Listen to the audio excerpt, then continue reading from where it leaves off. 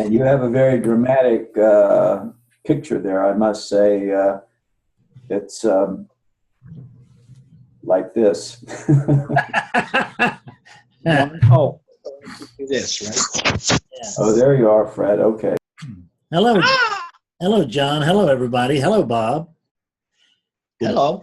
Let me switch over to gallery view. Oh, good. We got a reasonably full room today. Barbara, good to see you. Hadn't seen you in a while. Mark, good to have you back. Mike, a pleasure as ever. Hey, David. Nice to see you. My friend John, as ever.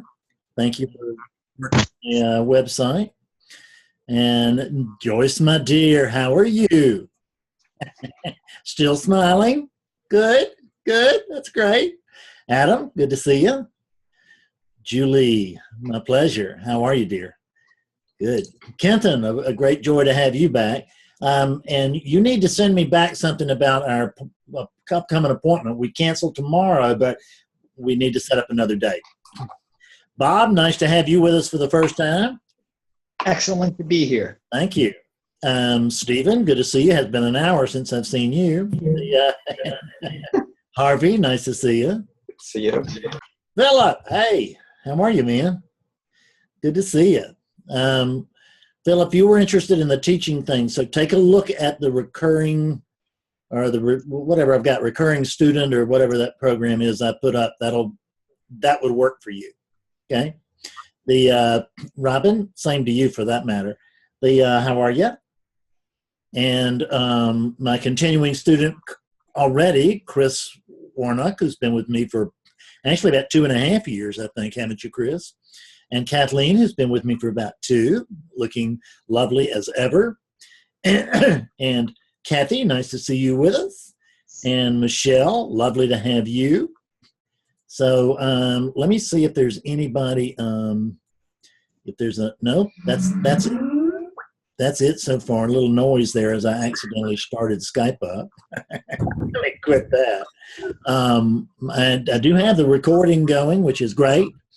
Adam is doing backup for us now, not just Adam. I just switched it to where you can do recording. You saw that? Good. So Adam is doing backup for us, not just video now, but also everybody. But I mean also video. So the way this thing works, and so I'm muting Bob's microphone for now. And okay, Joyce, thank you very much. Thank you, dear. So this meeting, and I can cut the recording off and start it back up if any of you don't want it, but I've sent out a thing saying that this meeting is actually going to show up on YouTube. So there's not anybody going to see it but other seekers. I mean, it's not like, the police to tune in to watch the non-dual satsang. But if you're sensitive about it, click off your camera. And if you're not really sensitive about it, please don't click off your camera because it's so much more fun to look at faces. I mean, when you look at, when I got 5 faces and 21 blanks, it looks like I got 5 real people and 21 shills.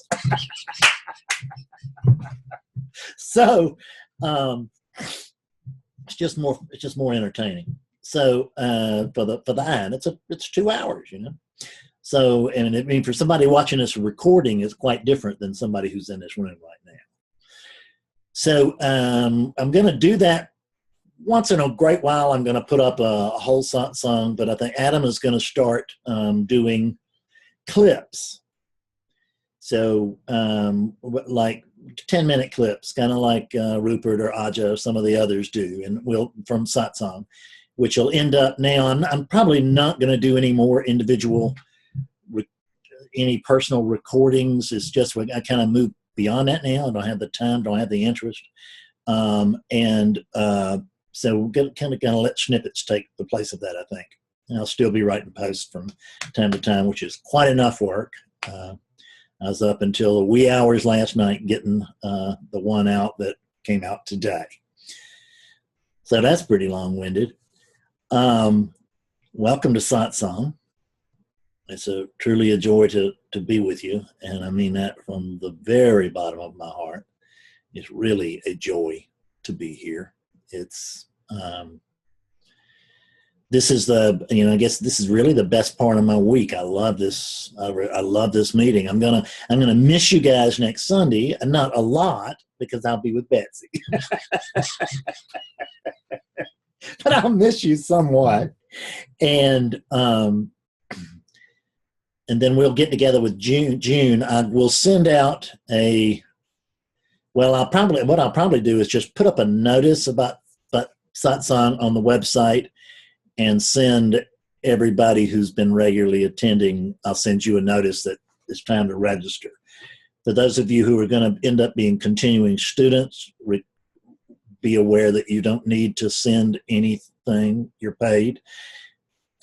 Adam, I'm converting yours to continuing student for at least the month of June, so you don't have to pay for Satsang next month. I'll save you some money, and you can. There you go. So we can still have our meetings, but it won't. But it won't drain your wallet over there. I got to make a living, but I don't have to make it all off Adam. I can always get Joyce for whatever I miss from you. So. Gee, I haven't really even considered what I might talk about today, which is always a good thing if Fred has not given this thing too much consideration, because the likelihood is that Fred would just come up with some kind of boneheaded idea as he sticks his face into business that is not his. So let's talk about something that I've talked about a bit earlier. And I want to talk about emotion. And emotion is, by my definition, I'm sure that I have lots of psychologists and psychiatrists out there who will disagree with me. But by my definition of an emotion really is is a thought that's caught in the body, and it's processed by the body, and it can be processed by the body very positively, which means it just comes through and that's expressed, like grief or something that we have some reason for grief. A sense of loss. There's never any real loss for us, but there's a sense of loss, and there's certainly a loss for the unit. If Betsy goes, you're not going to hear me talking too much non-dual stuff. You're going to be going, where's my wife? But on another level, I will, of course, understand. But that understanding doesn't stand in the way of emotion. We don't want this thing to be put us in this cold, calculated. I read about this stuff. I mean, I don't anymore, but I used to read about it when I used to follow other teachers and things like that, and I can still hear from people about it sometimes. But you hear about this clear, cold, sort of disconnected place where we can get with our non-duality, where I'm beyond all that.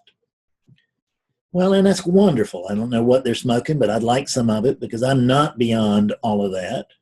I'm perfectly capable of feeling joy or anger or grief, excitement or terror or anything else. It's because it is beyond anything else. There's a biological, mental / biological pattern here of Fredness. No Fred here, but certainly there's a pattern of Fredness. And it's got its preferences, which are consistently not met. It's got its hopes, which are dashed very often. It's got its dreams, which go unfulfilled. Because the reason for this is that whenever it gets a fulfilled dream, the very next thing is that it comes out from Fredness is what next? Okay, thank you so much. I really enjoyed that lottery hit. Now, how about a place in Milan? So this Fredness thing, it has its own emotions. And I'm not like trying to get around the expression of those. One of the great things about the freedom of awakening is that it allows us to more fully express how we feel. Because there's not this holding back of God, you know, or, you know, there's neither the pushing to, well, I gotta look really concerned. I gotta look really upset, or nobody's gonna think I loved her, or I got to be really angry here. Not that it really pisses me off, but I know it would a normal person, and I need to look as normal as I can. In other words, I don't have to worry about any of this. I just get to be, you know, it gets to do what it does. It gets to, when there's anger here, just let it come out. You know, I've seen it come out in sessions before. And it's never anger at the individual. There's no individual over there.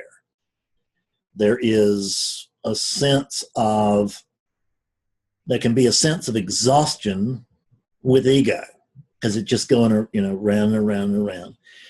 And that can be wearing sometimes. This unit has limits, even though I do not. And this unit has physical and you know, or I should say energetic limits.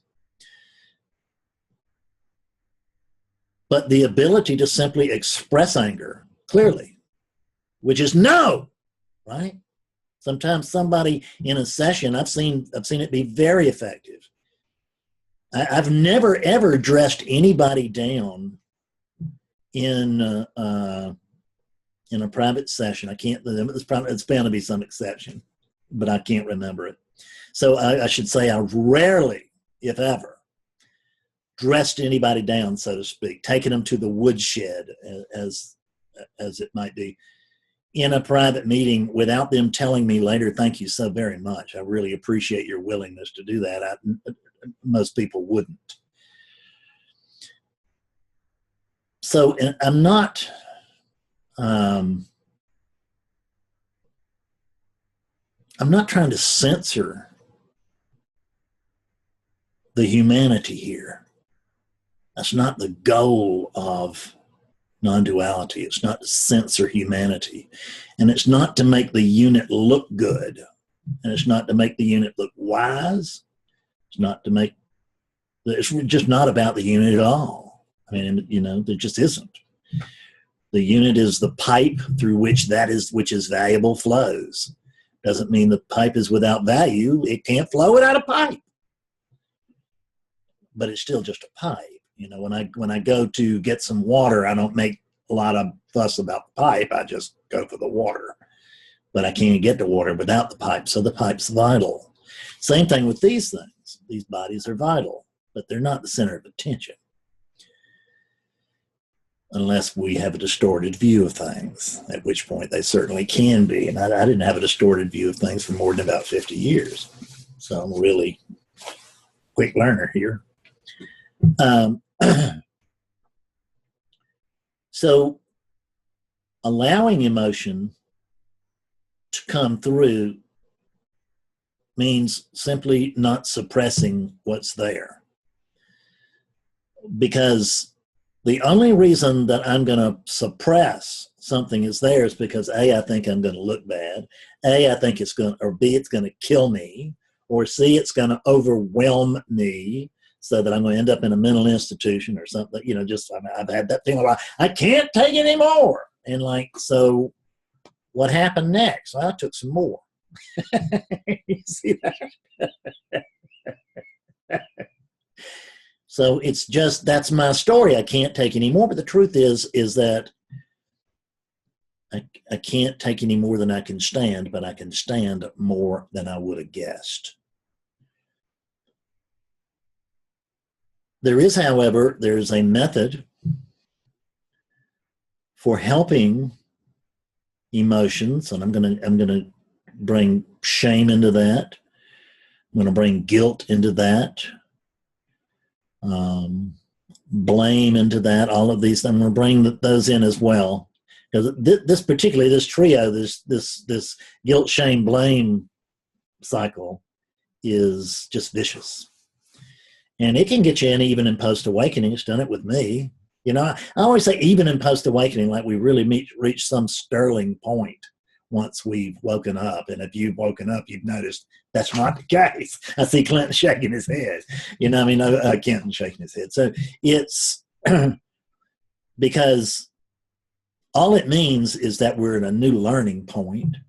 We know who we are, but we don't always consciously experience ourselves as who we are. We just don't. We sometimes consciously experience ourselves as Fredness, right? Or as Fred is the way it would be. If there is Fredness is real, Fred is not. Fred is patterning. Fred is just a fig Newton of my imagination. So the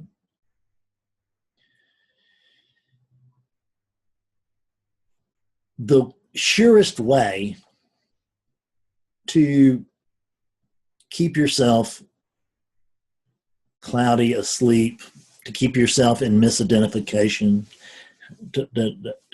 however you want to put it, is to resist the present moment in whatever form it takes.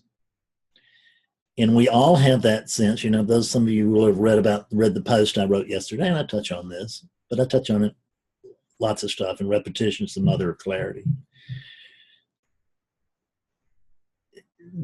This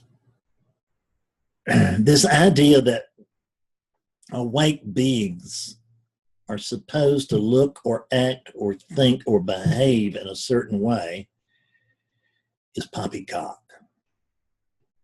It really is. Now, I mean, if you watch somebody just going around trashing lives, there may have been an awakening experience there, but likelihood is that there's not present awakeness. But an awakening experience can happen to anybody.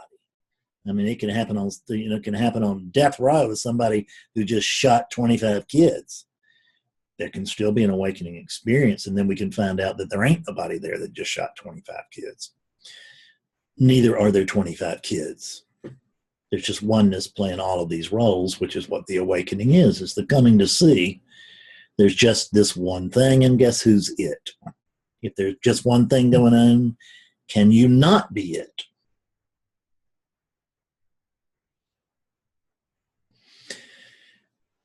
So a great method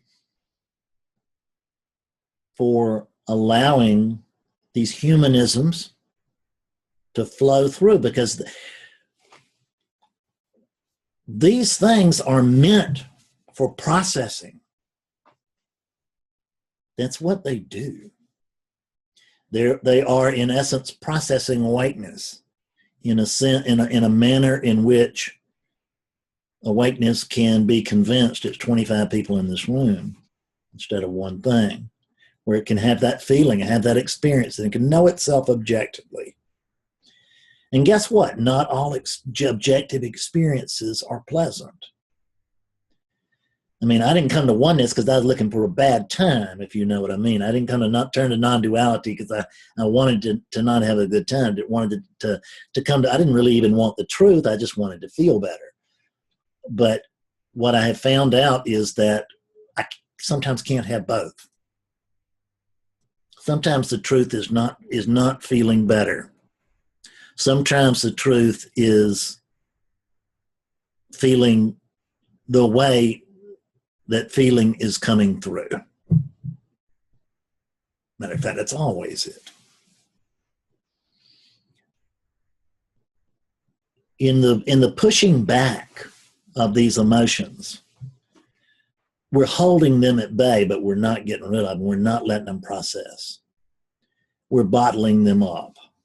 This is hardly news to anybody who's ever read a psychology book. But we can look at it a little differently here. which is, it feels to me like Fred, have got to get rid of these awful feelings. Well, there's no Fred here. So we can just take that burden away from Fredness right away.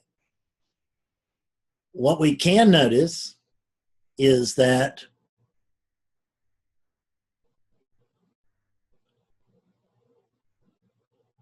I can allow anything to play through. And really don't have a problem with it, because that's what I'm already doing. None of this can exist unless you have already accepted it. None of this can be happening. This meeting can't be happening unless you have already accepted it. By the time it's happening, it's already past your acceptance. It's already got your check mark. And the same thing with our anger, our fear.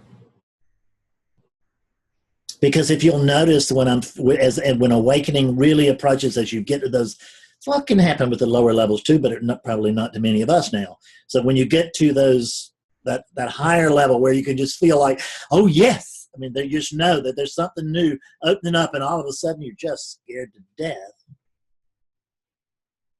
You don't have to, or turn it to me, I, Fred, don't have to open to that.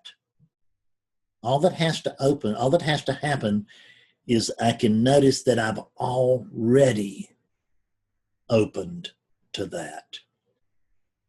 Because it just can't show up at the door unless I've already invited it in. This unconditional acceptance is inviting this arising in as it's presenting itself right this moment. So instead of suppressing, allow it to take you. So it's allow awakeness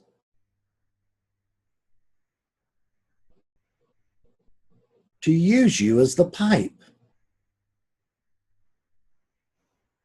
When I say you, clearly I'm talking about your identification with the body. There's no, like, as if there's an awakeness plus a you. There's not. But there's an awakeness plus an experience of you, which is what awakeness is having, but it's not always deeply conscious of all this.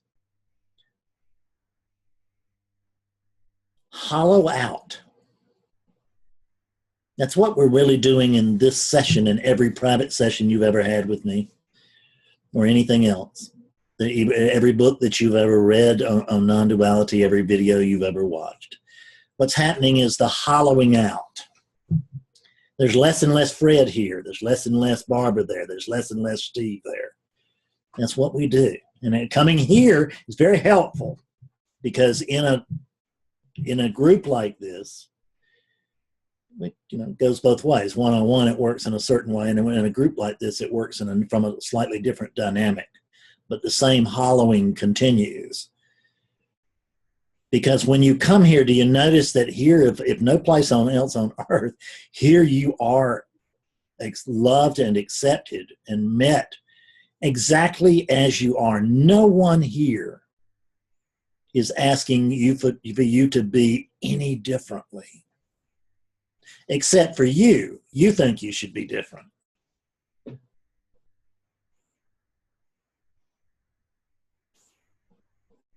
Drop that. Let that be hollowed out too. I have a friend of mine who wrote a book called Zen Flute, I think. An amazing guy. Woke up decades ago, just travels the world with his wife, getting little jobs teaching and stuff like this on this continent and then that continent. Lives in India a lot, does this, that, and the other. But in his book, Zen Flute, he actually does play the Japanese flute, which I forget the name of, but the Japanese flute, and he's a master at it. But also there is metaphor in that. which is allowing awakeness to blow through this flute exactly as it is. And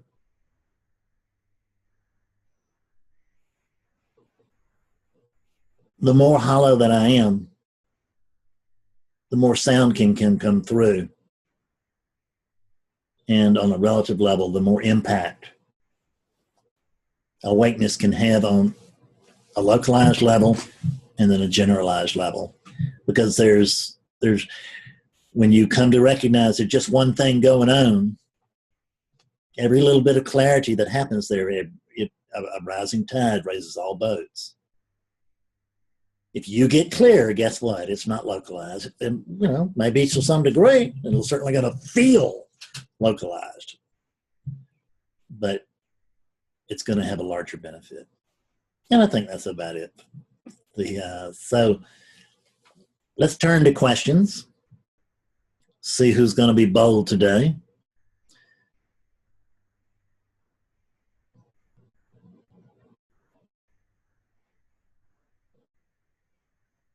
Chris, hey. Oh, by the way, let me just say this. Chris, go ahead and unmute yourself and get lower your hand, and let me explain to, I think Bob's the only one that's with us new today. But so the way if you want to ask a question, if you look, there's a thing in your, down at the bottom of your screen that says, what does it say, everybody? Does it say participant or manage? Participant. Participant. So you'll see that participant. What you can do is you can left click on, oh wait a minute, maybe it's right click. Right click. Yeah, right click on where it says participants, and you'll see that you're given an option to, you're given several options there. And you can raise your hand. It'll say raise hand, lower hand.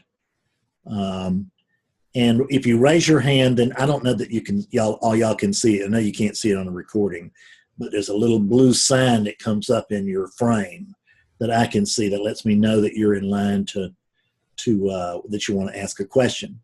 So you do that when you want to get my attention. Once you've got my attention, lower it so that you can later on get my attention later on in the session. And if all else fails, do this. but you'll need to do it right as you're trying to get my attention, because I will forget that raised hand. And Chris, it was your question. Hey, well, yeah. Well, I swore I was going to shut up this time. Well, I'm not, because I have a tendency to jump in and. So, I guess this kind of just. I mean, obviously, this is not purely hypothetical, but as you were talking about, the shame, the blame stuff, I mean, a lot of times when I see that, it's sort of like, oh, I feel embarrassed. I was, mean to my sister. Mm-hmm. You know what I mean? It's the middle class stuff. Or like, oh, I drive a Prius, and I feel bad about the environment. What about a situation where you really did do something really wrong? Mm-hmm. And so that's it. Okay, so let's just jump into the non-dual soup here.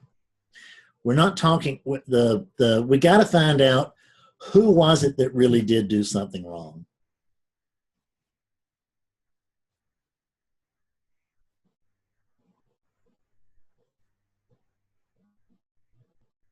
Was awakeness out of line?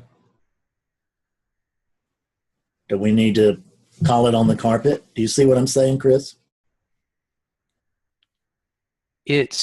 What I want to say is that the one who was out of line, it doesn't mean that I'm not trying to get out of that concept of personal responsibility, but I am at the same time.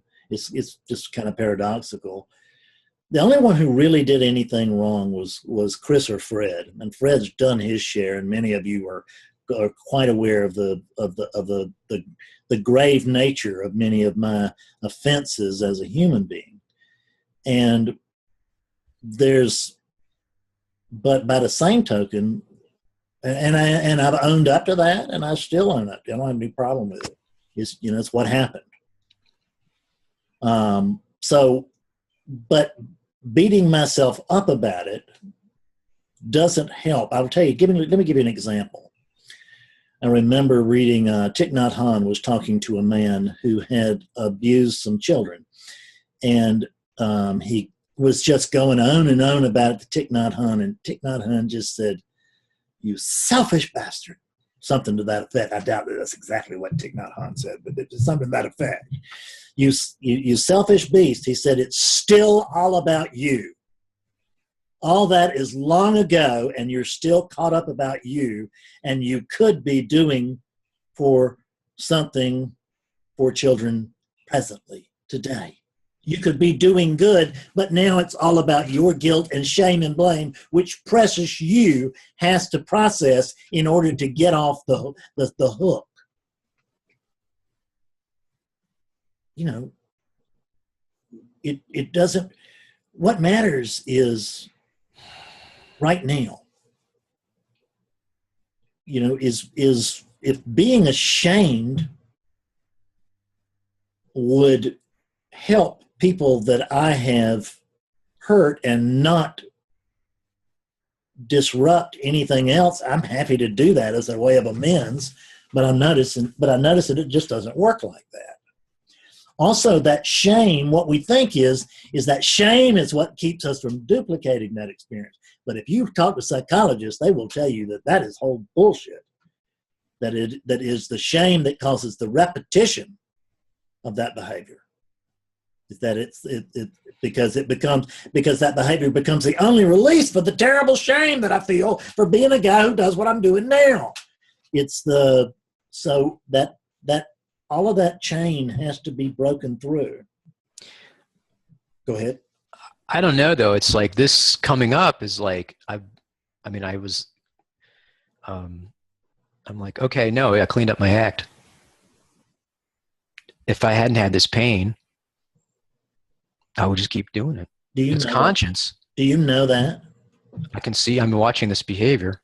So, and it's even more stuff today. It's like, you know, it's like the situation gives you a tap. There's some guilt as it was happening, and I didn't pay any attention to that until it fucking blew up. And now I'm like, you know, I'm not doing that again. Right. So, and that's fine. You can make yourself that promise, but you don't know that you can keep it. Right? I mean, I didn't quit drinking but about 2,400 times. Right? Like Mark Twain said, it's really easy to quit smoking. I've done it hundreds of times. And I'm not saying that you're going to repeat that behavior. What I'm going to say is that people all over the world make that kind of promise to themselves and then find themselves unable to carry it through, and then they feel shame about that. That's not what it is the refusal to see the truth. And now I've seen exactly what was doing. You've seen, and that's the key. And I'm not fucking doing that. I'm not lying to myself again. When I tell you what, that's Chris talking to me, and I hope Chris can keep that up, but he's going to keep Chris asleep while he's doing it. That it's very powerful. So there's a pull towards identification with that. Yeah, that's what I'm saying. That I'm not going to do it, man. That's wonderful for somebody who's not trying to do what you're trying to do. That's because it may, you know, we don't know what it takes for them. I can tell you what it takes for you to modify behavior. I can tell you what I think it takes for you to modify behavior in the dream. You have that idea that I'm not going to do that again. In my experience, you don't have that's only Chris saying that, and there's no direct control.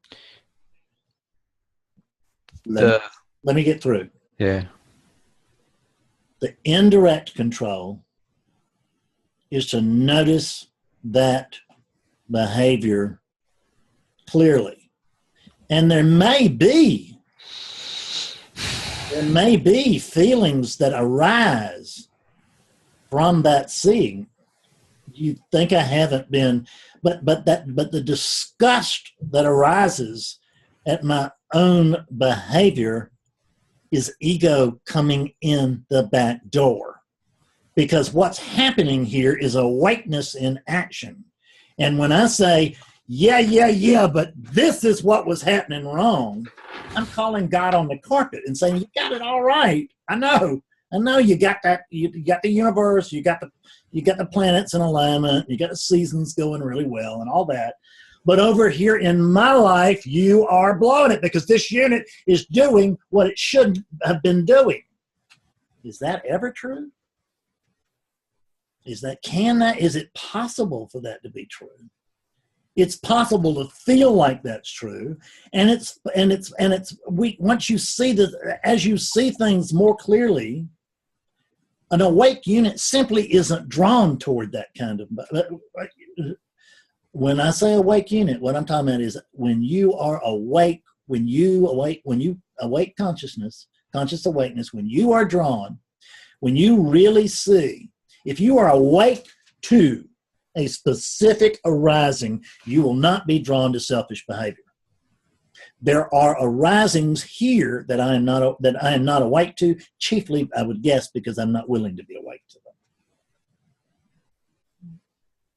them. But when I'm willing to, because what I used to always tell people, and this is true, is it's a two-step program. Number one is be willing to tell yourself the truth, which is what you're doing. But you don't have to add shame to that. You can just say, look, this is unconscious behavior. End of statement. Why do you need to come in and beat up a fictitious Chris? This is unconscious behavior. The only thing that can see unconscious behavior is conscious behavior. The only thing that can see this unconsciousness in operation is the operation of awake consciousness. So it's this that we have to see, we have to be willing to tell ourselves the truth. This happens in every awakening session. We have to be willing to tell ourselves the truth. We have to be willing to be other than the way we are. And that's sometimes the tough part. When people come for awakening, it can be that we don't want to tell ourselves the truth, but I've seen people tell themselves the truth and then take it right back because they're not willing to be other than the way they are. They're more interested in the lifestyle of a devout seeker than they are living as awakeness, because devout seekers got all kinds of benefits that living as awakeness doesn't appear to have, but living as awakeness has many other benefits that can't be seen from that unawakened seat. The idea that if I don't feel bad about this, it's fine to see it for what it is, but see it for unconscious behavior. See it for unskillful behavior. That's fine too. And when I say unskillful, that's criticism in that, but it's as light a criticism as I can manage. Because I don't want to come out here and say we want to vote for any behavior that happens. We don't. We don't want to encourage unskillful behavior in ourselves or anyone else. But that doesn't mean we come down on it because it shouldn't be. What we notice is that from this position, that is certainly what's going on over there is not what should be going on over here. That's what I really see. And I see that even if it's me over there, then I can see it and go, oh, wow, that's not good. That's not behavior worth repeating. But it's just behavior. It's waking up. These things are all about selfishness. That's what this is a selfish motor that's always running. And it's all about this thing. Feed it, clothe it, make it feel wanted, make it feel important, make it feel loved. God almighty, make it feel important. Put it in front of a class, give it a gold star, right? Just whatever we can do. It's all about enhancing this unit. Give it pleasure. Give it more. Give it pleasure like this. Give it more pleasure. Give it, They're selfish machines, and that's what they do until a more conscious awakeness begins to flow through them. And then what I've noticed is, I'd like to tell you otherwise, but there's been conscious awakeness flowing through here for 10 years, and there's quite a bit of unskillfulness here.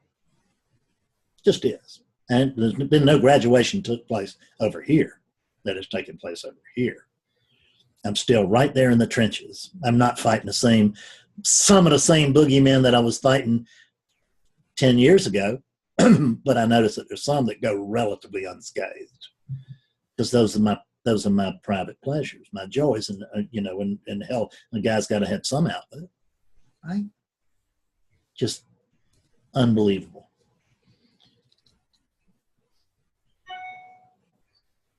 When you make a declaration, and awakeness just doesn't make any declarations. Because awakeness knows it can't predict the future. And the I am not going to do this again, it's trying to hold that in a, I guess, I mean, in a very light sort of way. I'm not going to hold it, though, I'll tell you that. Even in a light sort of way. Because that's got me going at believing too many things. I'm believing there's a me here. I'm believing there's a me here who can control the present and predict the future based on my present control. And what am I pissed off about? The fact that I was doing something uncontrolled.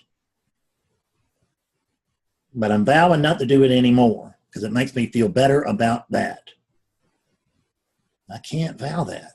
I can't know what I'm going to do because I'm not this. I can't know what this is going to do because it is not me. And it's not actually under my control. Is there any influence there? I'm suggesting that there is, in the same way that in quantum mechanics, there's things that happen on the large scale, which is Newtonian, and then when we get down to this stuff, we just get into some kind of weirdness we don't understand. We call it quantum. In that same way, there's no direct control here. But I think that there is some quantum weirdness in there where we do have, apparently, there is some sort of influence. So that my intent, so you can have, there can be awakeness can hold the, awakeness can hold this clear seeing that is unskillful. The key to not doing that again is to be alert to that seeing right now. That it's unskillful, that it, and that it's ultimately not beneficial. Because if you can see, if you can get the biology even to see that this behavior is not beneficial to the unit, you don't need to drop that pattern. It will drop you. It's part of evolution. As long as we think that this is beneficial to us, we're apt to repeat it.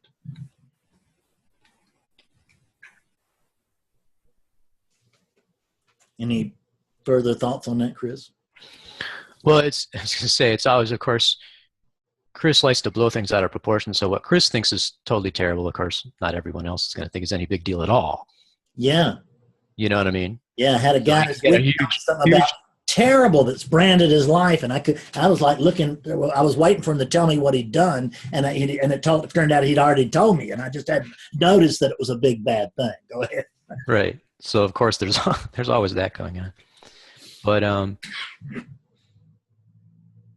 it's interesting how disproportionate the response is to the outside, like you said, the act to the emotions that it brings up. You know, and you look at that objectively. Okay, so there's nothing positive, nothing to be gained from shameful feelings. And there's nothing to be gained from guilty feelings. That's just the ego coming in the back door. It's another automated pattern screwing with the automated patterns that it's already pissed off about. Right. I mean, that rings true, even though there's a strong identification with this emotion coming up. But then there's right, and there will be until you let it come up. Because what you can notice is that this thing can pour through you. And there's this idea, I can't let this go through my mind. I can't allow this, whatever. Let it through. Let it play out. It won't kill you. The Chris unit is not going to go wild, and the Chris unit's not going to go crazy where we have to put it in a home. Let these things play through. There's also, when you say that, I'm like, that's right. That's right. Mhm. So it's funny because there's a constant tendency to avoid any kind of pain or, get Yeah. on the internet and just run away from the fuck. Like when I have to wake up in the morning and meditate, because I usually meditate in the morning and the evening, it's the worst fucking part of my day to have to sit there. It's just agonizing. I get it. And it's like they can't wait to get out of that and just start distracting, the distraction process. So, and that's day in and day out, without even this little stuff coming up that's triggering off the Yeah, when I'm not meditating, well, I don't really do much in the way of meditation anymore, but I used to do a lot of it. And what I discovered was that when I was meditating, I thought about everything else. And when I was doing everything else, I thought about meditating. Because I was supposed to be doing something other than this, whatever this was. Part of you that says, that's right, that's awakeness. That's that. How do you let the emotions manifest? You let them go. You don't suppress them.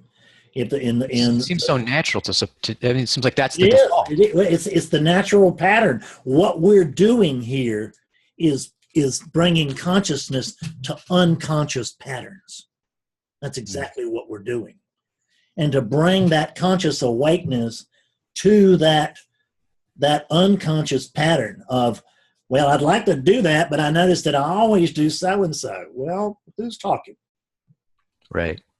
So we want to just go ahead and bring awakeness in and let it, because here's the thing, is that when you bring awakeness into we're going to use some metaphors, but into a room of shadows, all you got to do is turn the light on. You don't then have to pick up the broken pieces of darkness or anything like that. You don't have to fix anything. You just shine the light, because the truth cannot withstand the heat. Excuse me, what's untrue cannot stand the heat and intensity of truth. It just can't stand the light of truth. When you shine the light of truth, then the false stuff falls away. If you, in an awakening session, for instance, sort of the opposite. You pull the false stuff away and the truth shines through. But it's the same dynamic. So the truth is that this is Chris's problem? Oh, absolutely. And it doesn't mean that, but again, you can see, awakeness can spot an unskillful pattern, and the willingness to spot it and call it what it is, which is, that's an unskillful pattern. But there's a forgiveness in that. There's an implied forgiveness in that, which is that compassion, that recognition. Have you ever done anything wrong and been through that, and then you saw somebody else go through it and you went, God Almighty, I'm so sorry for them. Even if it's a creep, there's that sense of, oh my God, I just wouldn't want that, wouldn't want that to happen.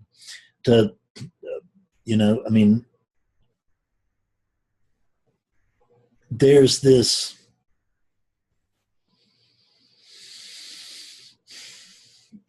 We're perfectly willing to forgive everything but ourselves. That's for sure. And quite frankly, that's been a huge challenge here. So I don't speak to this from, the gate of heaven either. I just noticed that what's happening, though, here, I can report that this is happening, is that the more willing I consciousness am to accept Fredness openly, accept it, really. Doesn't mean approve of it, but vote for it, but simply accept it. The more that I'm willing to accept Fred exactly as he is, the less inclined Fred is to seek approval and attention in unskillful ways. That just seems to be a way it's working out. I mean, I don't have a long track record with clarity. So I could be wrong, but this is what it looks like. Thank you.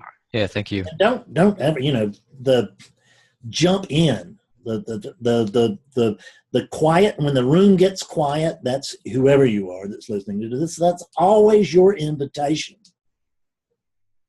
to ask the question, to make the comment, to move the room forward, because there's just one thing going on in this room. I'm not the leader here. I'm not the leader. I'm one of. So are you. I'm fortunate enough to be in the position where I get to set the time. But that's relative too, because if y'all weren't going to show up at 2, I'd make it at 3 or 1. And if I had to make a living working with Australians, I expect I'd be spending some late ass nights in front of this computer. Because when I tell you what, you want to see somebody who's motivated. You work with these Australians who work with me, who get up at 3, 4, 5 o'clock in the morning in order to spend time with me, or we start our session at 12 or 1 in the morning. Jesus God. That's somebody who wants to wake up. Okay, Steve, welcome back. Okay. Hi, Fred. Hi. Well, I just want to acknowledge Chris. Thanks for your question, and I certainly can relate to shame and blame and guilt and all those. Those are things that arise in me, and it's just part of what happens. So I just wanted to say thank you for that, Chris. And at this point, though, something else is arising for me, Fred. This question I have that's come up this week. Can you speak about, is there a distinction between I am and absolute truth?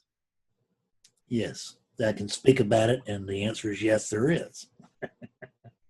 This is a very tricky line. If you don't understand this, that's okay, you will. The I am, we could equate with consciousness. Yes? In other words, I am is another way to state consciousness. Because what is I am saying? It's saying I am conscious. I am here. I am Alive. So, I certainly have a sense of it, because I have a sense of being. That's what it's really saying, is that I have a sense of being. I am. Well, a lot of times we teach provisional truths in Advaita, and not that I'm a true Advaita teacher, but I notice I'm not an Advaita teacher. So we teach provisional truths, which means that you tell somebody, you encourage somebody by helping them seek the truth they can see. So sometimes if I have somebody who's been caught forever, and they in identification, and they break through to the initial witness, not the witness we're going to discuss, but the initial witness, which is that witness that still seems to have a place in space and time, and it seems to be watching the Fred unit very closely. And if they break through to that witness, that's actually the last stage of duality. But you can kind of call the last stage of duality the first stage of non-duality. Depends on how you want to look at it. What kind of story do you want to spin? That can and very often is the largest, it can be the largest shift that anyone ever takes. And if no one ever moved beyond that place, we'd have a whole different planet. So that's a valuable movement. And what we don't want to get is, we don't want to get up in this highfalutin notion that everybody should achieve a certain degree of awakeness. Everybody should achieve the degree of awakeness that they do achieve. that simple. You ever got a question, just run it past, compare your question to reality. People should be more awake than they are. Are they? No. Well, then guess what? They shouldn't be until they are. But when I say they shouldn't be, that's not negating the fact they might be in the next moment.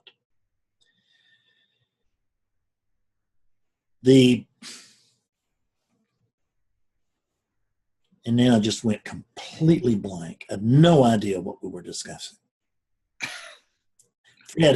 Fred's coming in and asking for direction. All right. What was I even talking about? I have no idea. The distinction between I am and absolute. I am an absolute. So there's this I am. There's this sense of being. Sometimes when we first break through the second stage, typically in an awakening, from that witness state is into the state of seeing what we're not, which is, oh my God, there's no Fred after all. That's right. And that's a true seeing. And that is, generally speaking, the most important movement in a person's life. They may or they may not go beyond that. We hope that they do, if they do, but we don't hope that they do if they don't. But that shift, you can tell them, yes, that's it, because it is it. And there's some more.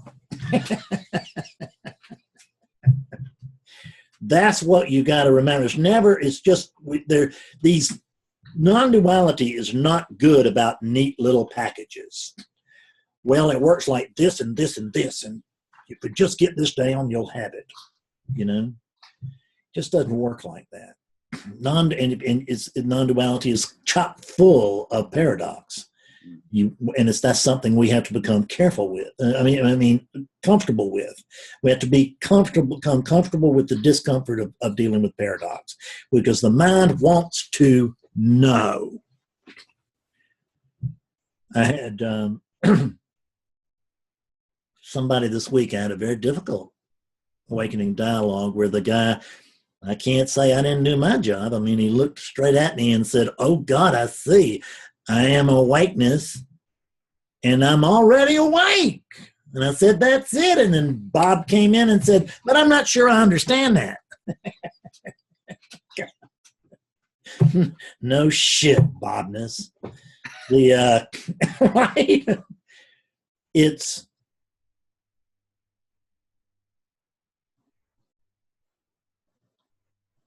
Then we move into where you're oneness,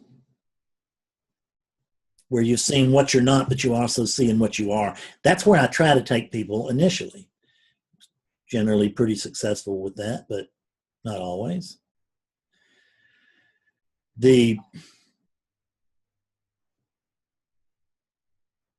That's the truth. And that's clear to the truth. So, you're both sides of the coin, of 180 and 180, and two sides of the same stick, two ends of the same stick, and all of this, and you're this and that, and you're the one thing going on, and you're it, and all of that, every bit of that is true. And that is the I am. That I am is, the I am has to know not only what it's not, it has to know I am. It doesn't know what's saying that. I can report that I am, but I can't report what I am. So I don't know what's reporting that I have a sense of being. But now here is the answer to your question at last. Something is reporting I have a sense of being. And early on, I will tell you that you are the sense of being, because that's true. You are the I am.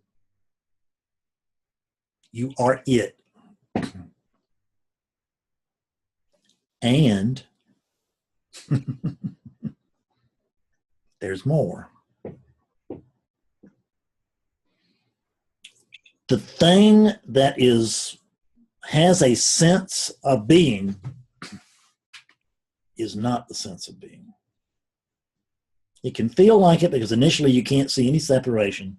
And so you go along with that, well, I don't see any separation. There's that which is seen is the same thing. There's no difference between the looker and the looked at. And that's true within I amness. That's true within conventional non-duality. It's true. That's our experience. It's true within our experience, even as awakeness. That's true. But you are what's prior to consciousness. That's the absolute.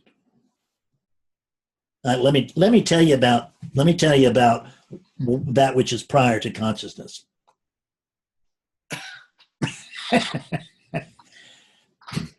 There is nothing to say. It can't be talked about. It is beyond being and not being. It is the definition of paradox. Or really it's beyond paradox. There's nothing you cannot and Steve will never know this state any more than Steve can know awakeness. But here's the weird thing. I am can never know this state either.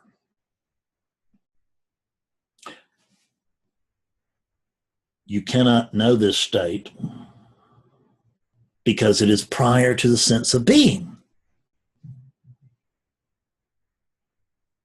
But you not only can you be it, you can't not be it.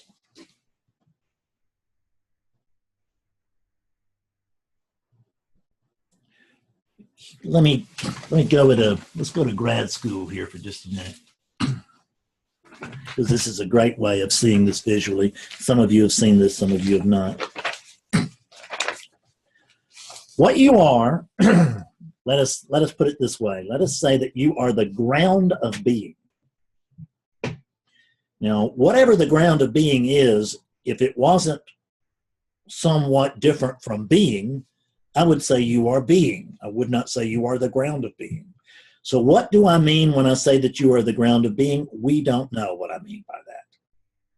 You can know of it, but it doesn't have qualities that can be known. But it does in this particular metaphor, the thing I'm going to show you. This is the ground of being. It is featureless, and the other way to see this that's more traditional is that this is the screen in the theater. But I like to call a spade, and it's the ground of being. And you'll notice that it is without feature. There's really nothing to be said about it. Because even in this instance, you can't say it's white unless you've got the black. There's nothing to actually be, because there it's that which the absolute is prior to this. It's prior to the play of the polar opposites. Because it is in this dream, everything we discuss here, other than a conversation like this one, is all about the dream. It really is. It's about oneness's experience of itself in the dream, and its opening clarity and all this, and it's fascinating, endlessly fascinating.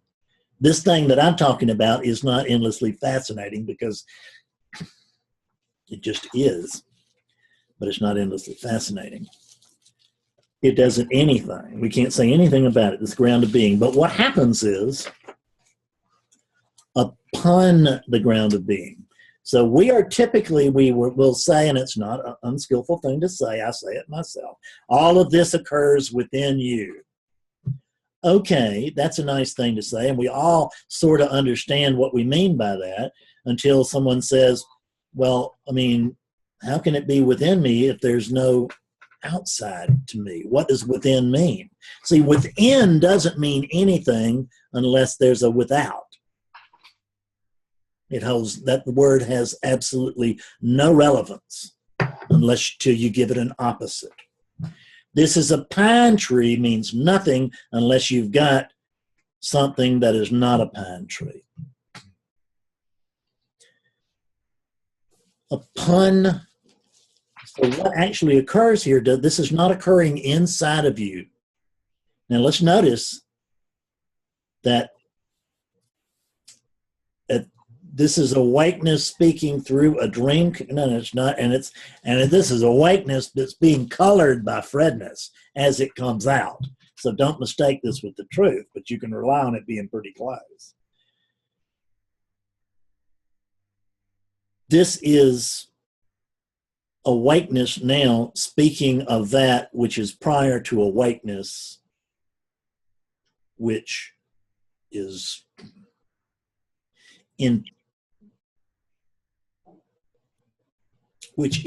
period. I'm going to get caught up in what I can't say here and then do like everybody else and not even try. So, upon the ground of being, there spontaneously arise these arisings.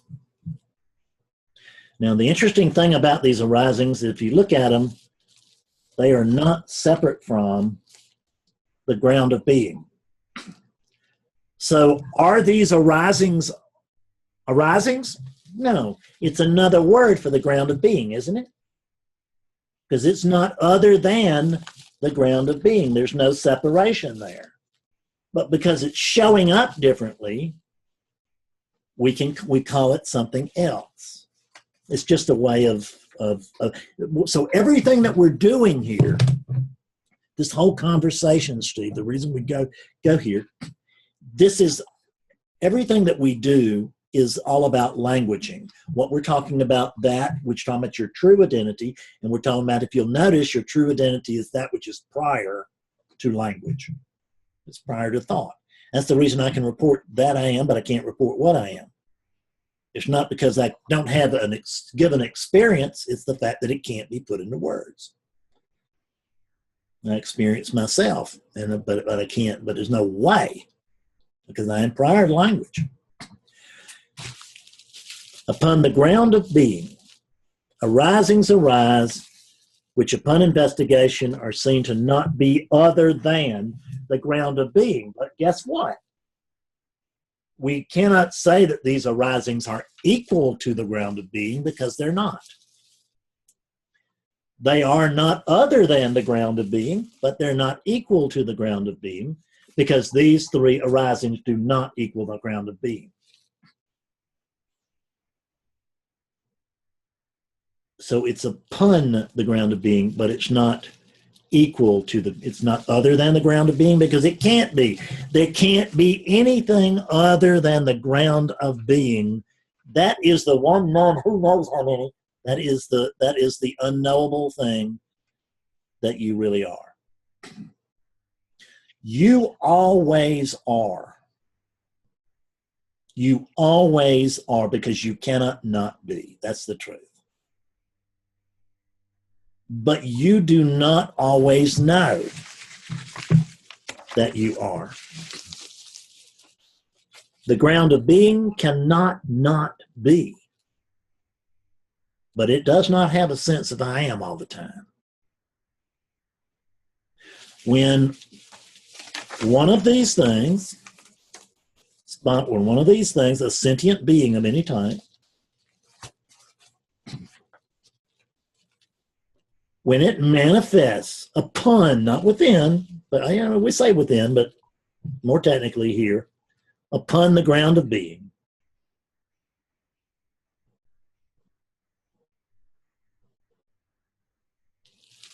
I gotta go where I was. Just these things come and go.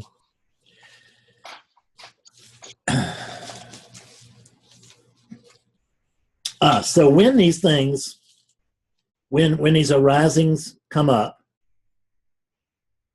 there is this latent everything comes to know itself as consciousness. It develops a sense of I am. So it just suddenly knows it is. It doesn't know anything else other than the fact it is, which it didn't know previously. It now knows it is. Nisargadatta used to use this with his cigarette lighter and say, he would light the cigarette lighter and he would say, so this flame is consciousness. And then he would close his cigarette lighter and he'd say, now you notice, he said, now the consciousness is no longer present, but and really that was kind of the end of his explanation. You had to guess what he was saying there, as I recall. But what he was really saying is, notice that the lighter, the lighter hasn't died or disappeared. The consciousness, there's still the potential for consciousness in that lighter. Now, what I like to do is add to that. I borrow from him, and I add something to it. Because I think he was probably using a Bic lighter, and I like to use a Zippo. And when I use a Zippo lighter, this thing right here is the wick. It's not the consciousness, but it's not other than the potential. And in the absence of this, there's no flame. That doesn't make this important in a personal sense, but it makes it vital to consciousness. Consciousness has to have a wick. So and the funny thing is that when this wick manifests within that which has the potential for flame, flame manifests. And at that point, that which is prior to consciousness, Steve, report, oh, I am. And then within about 2 years of this thing's manifestation initially, that initial, what I really say in that first birth, to make it more technical, more true, is I say, oh, amming, amming. And about 2 years in, I go, oh, as it from 0 to 2 years, I start developing this I am thing. I don't know what it is, but I start developing a sense of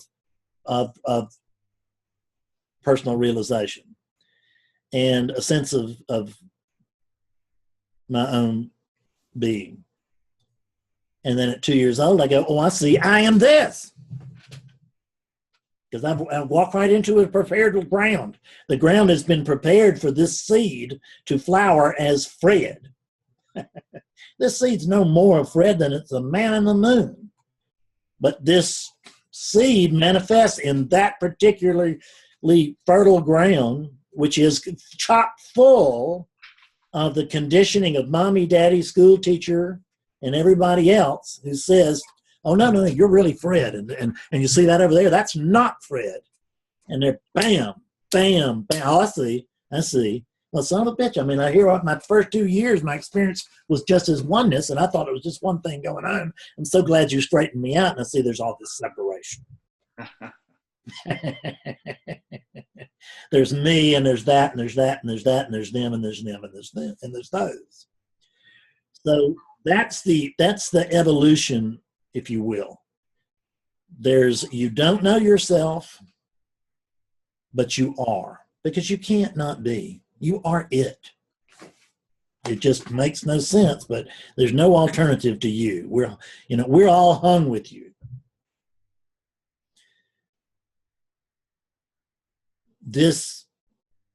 That which is prior to consciousness is what you really are, and it cannot be known.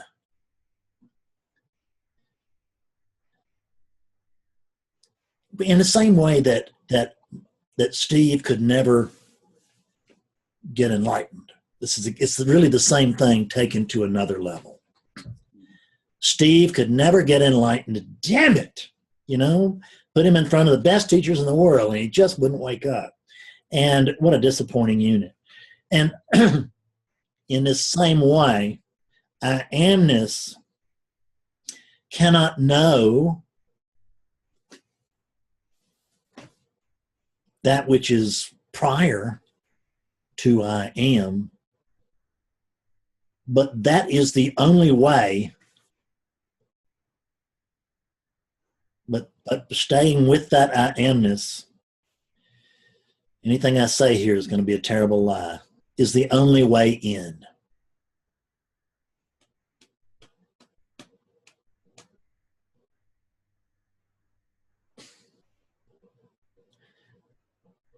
I am not oneness in truth. I am oneness, but there's more. I am noneness.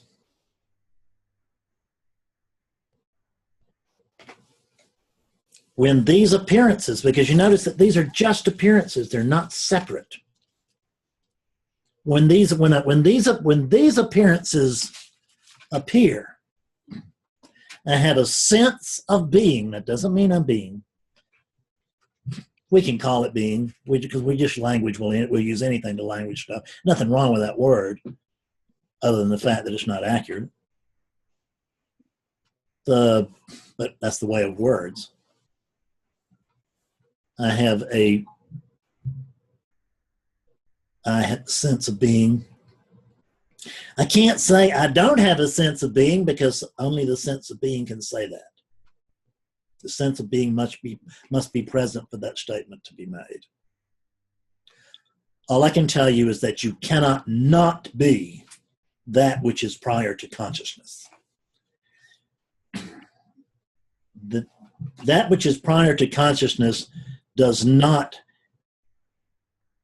have, the only experience that it undergoes is the dream of being.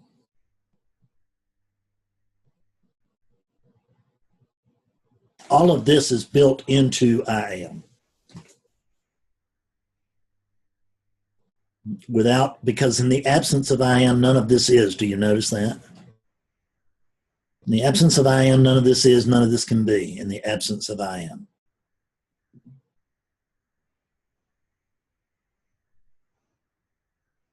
But in the same way that I amness is that I amness experiences itself as Steve on a localized basis,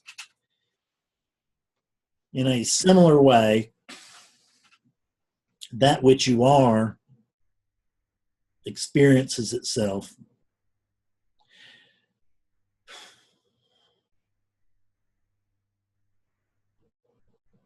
experience is not the right word. I don't know what to say. But I'll say experiences. Experiences I am. Experiences the sense of being. And that's about as far as I can go with that. I hope that was helpful. But I'm willing to answer any questions if you are not asleep or dead.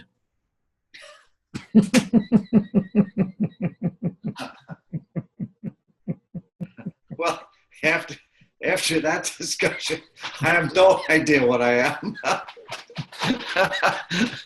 Well, welcome home. Welcome home. That's the whole point. I don't know what I am either. Don't know what I am. But I do know that I am. But I do know that, well, I won't go into that. I'll just be repeating myself and drive everybody even more crazy. Mark, you have a question, sir. Good to have you back, Mark. Hey, good to be back. And lower your hand, please. Okay.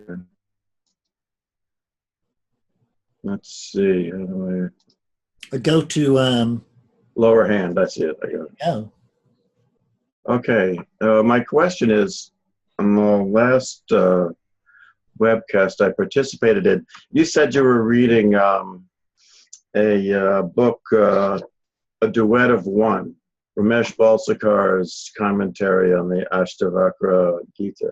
Mm-hmm.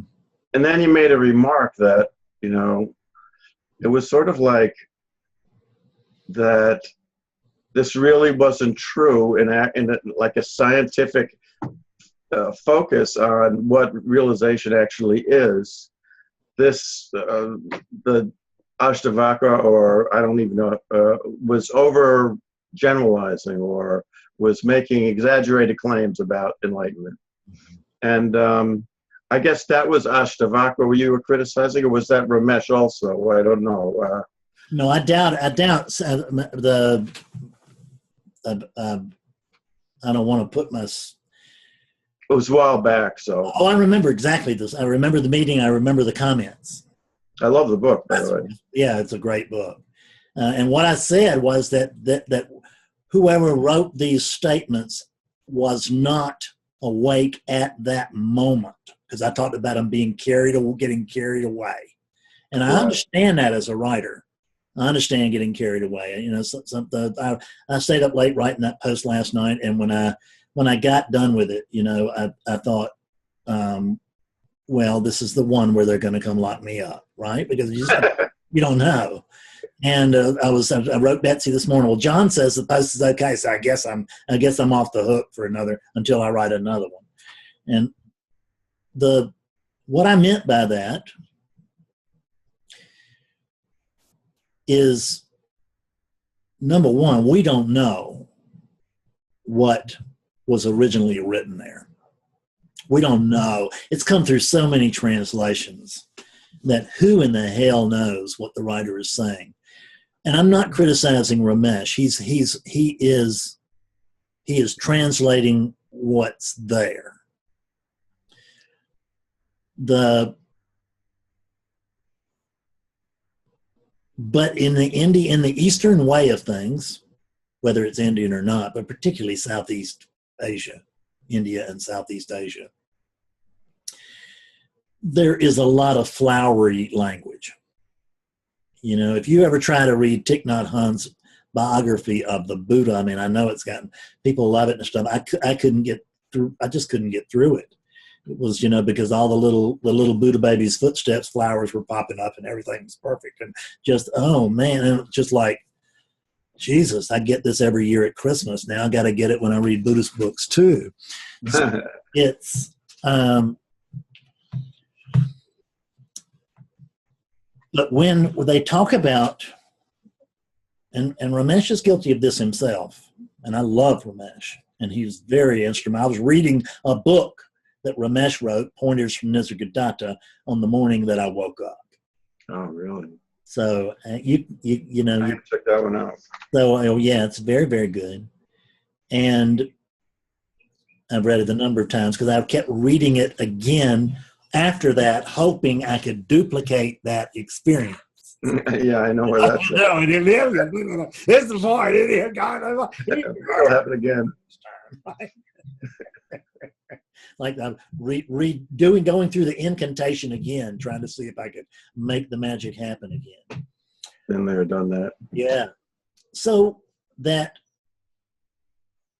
but Ramesh is guilty of making,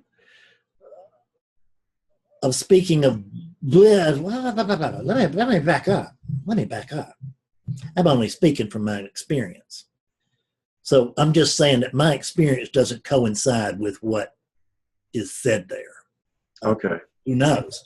What I mean, but and my sense is sometimes when I say these things, I'll be just as you know, diehard as Chris was about that thing a minute ago. You know, just easy for me to see it in Chris, very difficult for me to own it here. But I can say this thing wasn't awake. And what I'm saying with that is, I mean, I don't know anything. I don't even know what I am.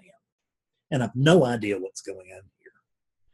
So I can't really know anything other than the fact that what I'm reading there doesn't coincide with the experience that's happening here.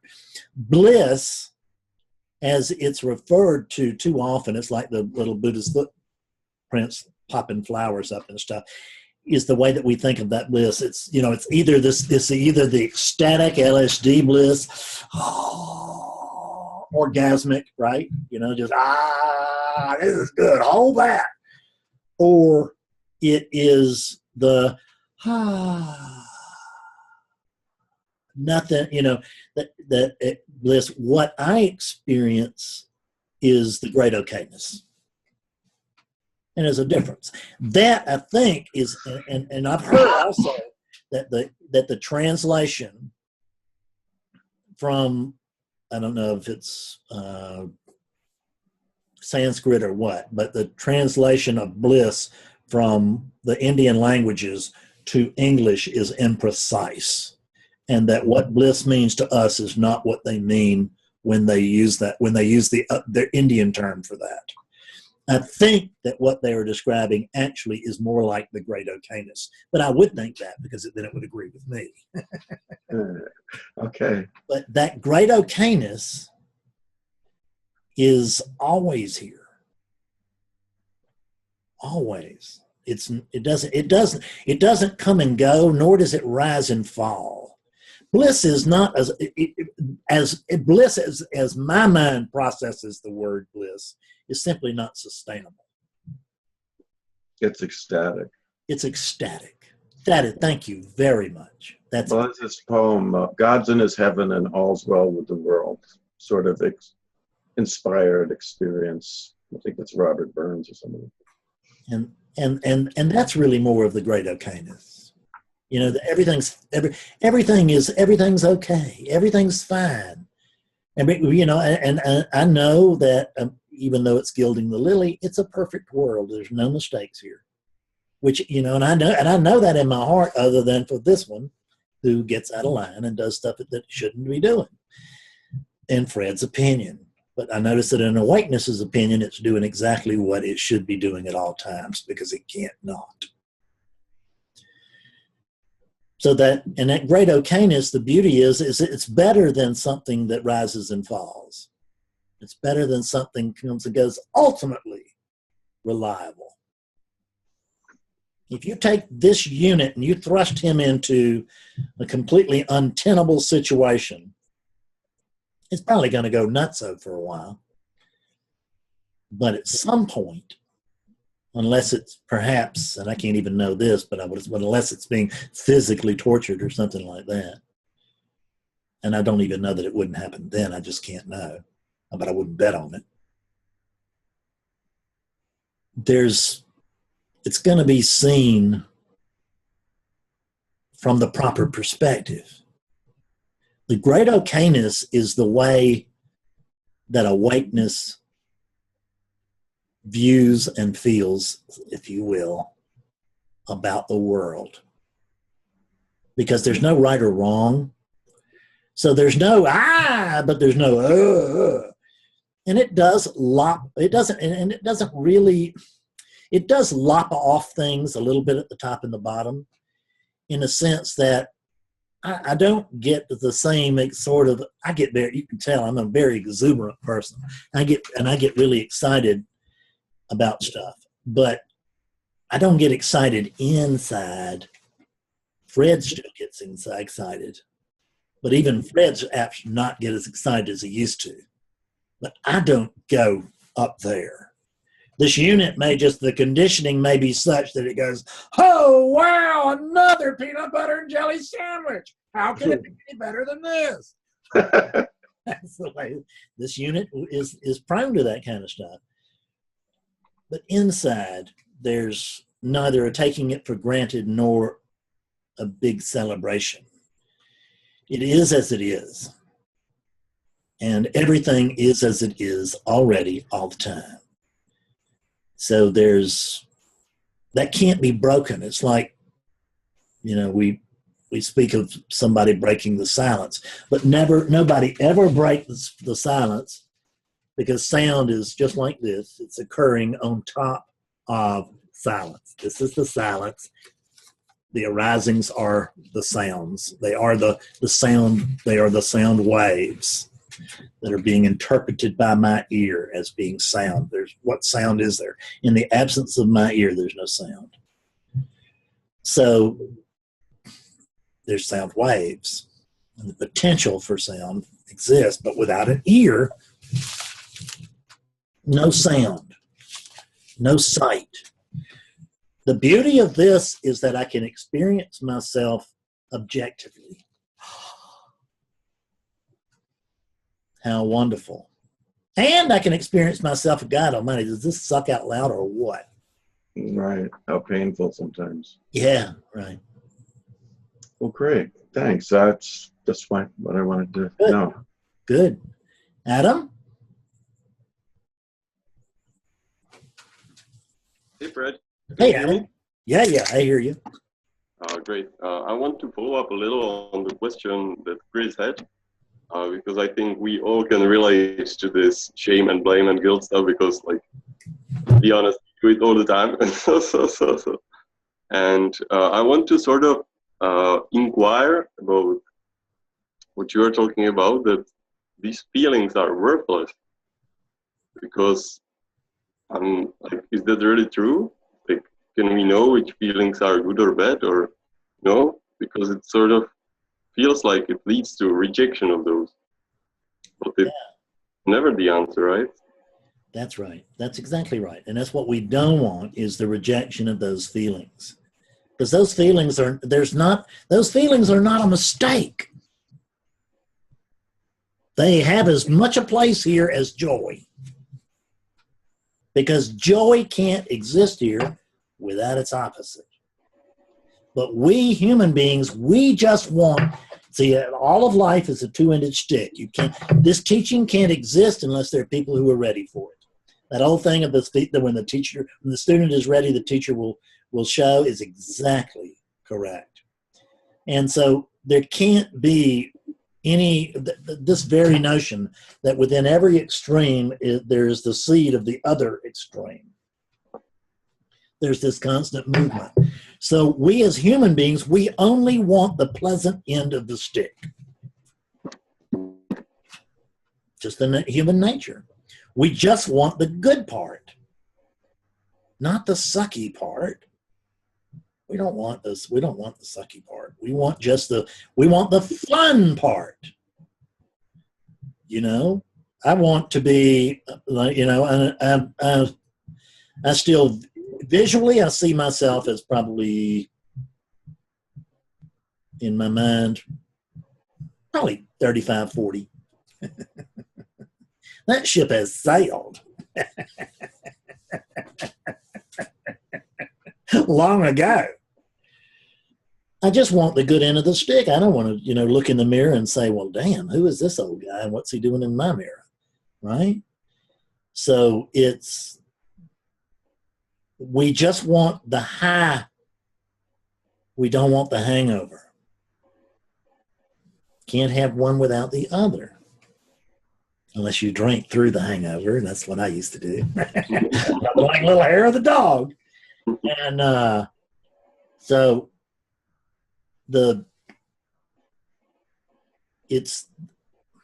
Ajashanti has a wonderful term. And he calls for the full embrace.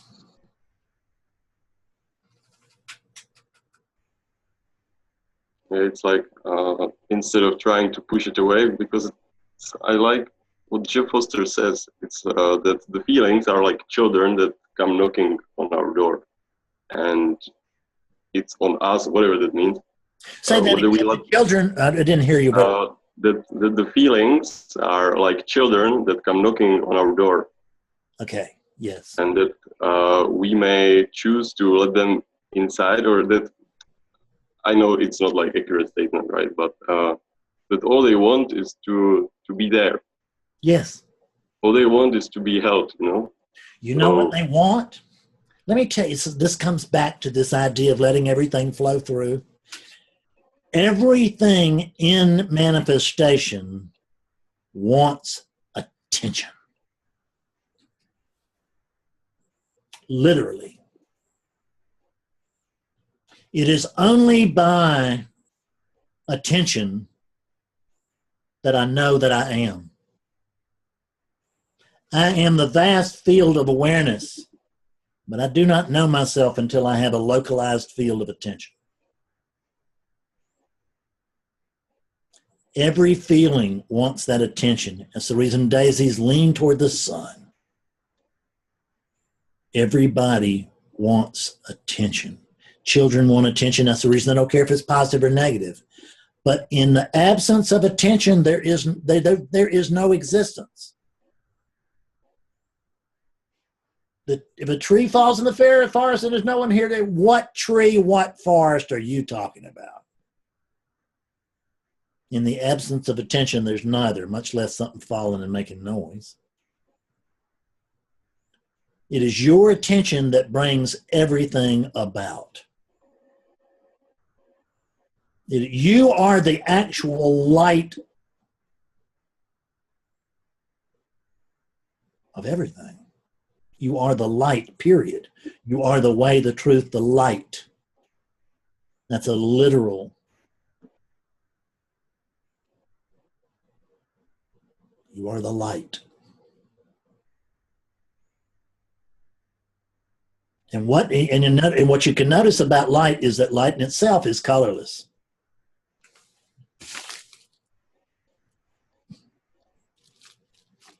Till it shines on something, then you can see it.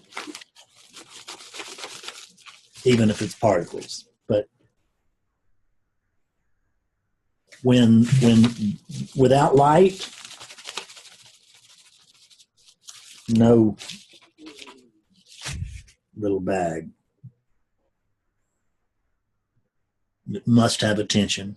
Is that sense of being, the sense of being does not need, the sense of being needs manifestation in order for there to be a sense of being. Because that's what, but that which is prior to the sense of being does not need manifestation whatsoever. It doesn't need a sense of being.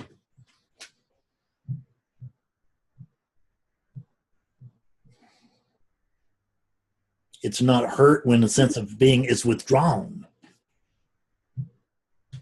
When this passes, when this unit does what we call dying, as if it was ever born, but when this unit appears to die, I no longer have a localized sense of attention. We call that death. And we're scared to death of it. It's all we have, almost all that we have ever known. But the funny thing about everything is everything that has a sense of being wishes it for it to persist. I saw a roach last night outside, and just the conditioning went out to step on it. And I pulled back just enough because there's no reason to kill that roach outside. It was out there in its home nature. Just was. And he ran like hell, and it was because that sense of being wishes to persist. It's just inborn, if you will. It just comes with the package of I am, is the desire for I am to be persistent, for it to persist, for it to continue.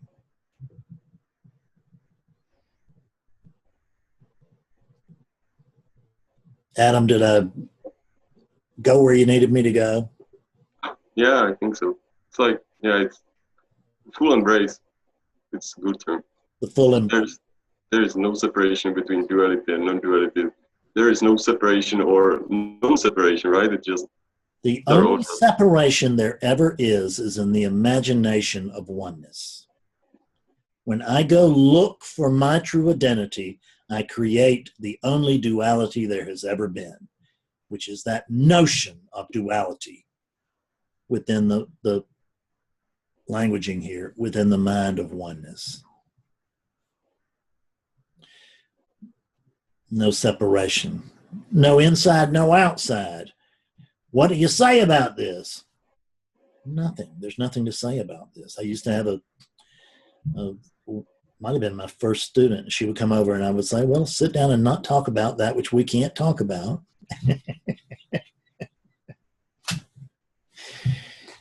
And words come out anyway. You see that? It can't not try. It's like the Tao Te Ching. He says the Tao that can be spoken is not the Tao that can be named is not the eternal Tao. The Tao that can be spoken is not the eternal Tao. So at that moment, he should have taken his own advice and shut up. But he didn't. He went on for another 100 or 80 chapters and trying, because that's what we do. And that's what all of us are doing here. Is we're just trying to, when we talk about we're getting closer to the truth, what we're doing is allowing this hollowing out process to take place. We're not in so much active resistance to it. Not to say that there's no resistance to it. Mike, you're next, and then John.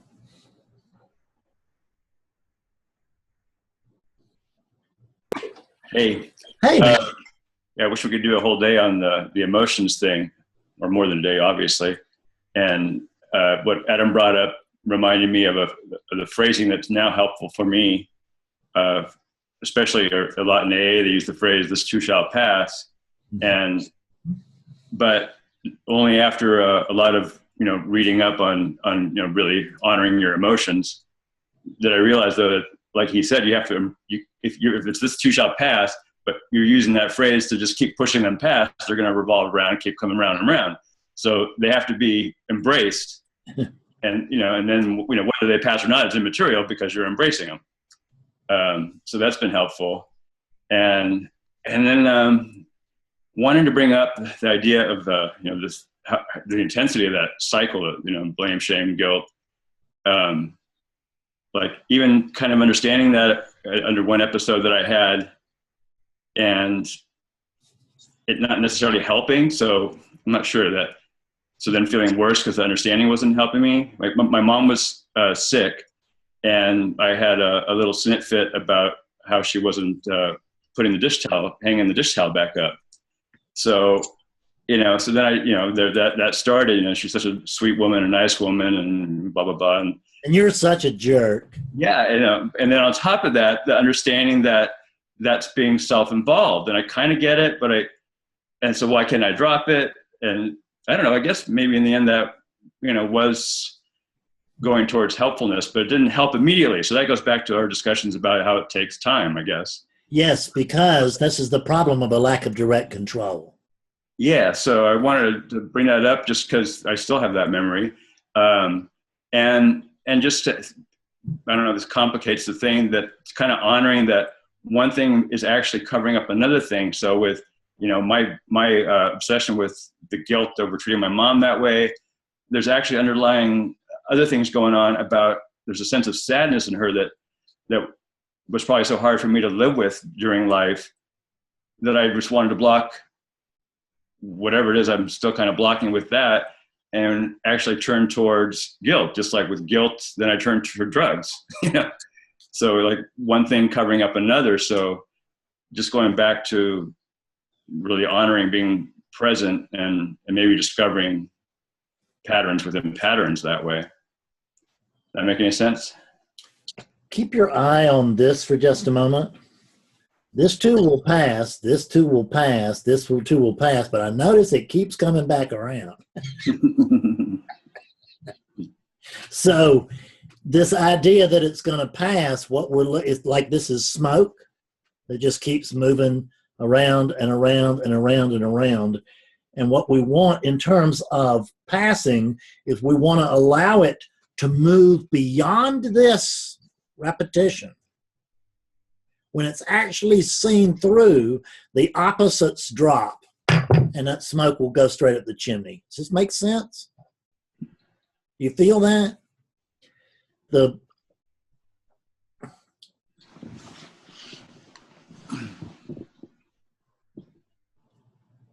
Everything passes, but not for long,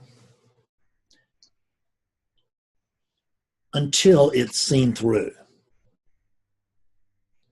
What I actually use a different word for it when it's seen through, because I'll say we see through, and then we penetrate. Penetration of a pattern is when it just is broken pattern. It's a broken pattern. Just because it's been seen, ultimately, it's been seen to not be beneficial. And what happened, I mean, is the nature of evolution, that beneficial patterns are enhanced, non-beneficial patterns are dropped. Betsy and I watched a thing on the Galapagos last night, the Galapagos Islands. So I guess I'm very high on evolution today. But But that's the notion, is that the beneficial patterns are enhanced, and the ones that are not simply get replaced. But they don't get changed. You know, it's not like we didn't have